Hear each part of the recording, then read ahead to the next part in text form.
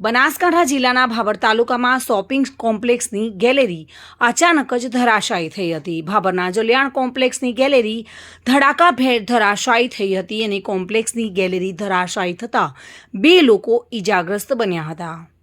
જોકે ઈજાગ્રસ્તોને હોસ્પિટલ ખસેડવામાં આવ્યા છે અને વધુ સારવાર અર્થે તેઓને હોસ્પિટલાઇઝ કરવામાં આવ્યા છે। આ ઘટનાને પગલે અચાનક જ અફરાતફરીનો માહોલ સર્જાયો હતો। લોકોમાં દોડભાગ મચી જવા પામી હતી। અચાનક જ શોપિંગ કોમ્પ્લેક્સની ગેલેરી ધરાશાયી થતાં લોકોમાં ઉહાપો મચી ગયો હતો અને દોડધામ મચી ગઈ હતી। જો કે 2 લોકોને ગંભીર ઈજાઓ પણ થઈ છે અને ઈજાગ્રસ્ત લોકોને હોસ્પિટલમાં સારવાર અર્થે ખસેડવામાં આવ્યા છે।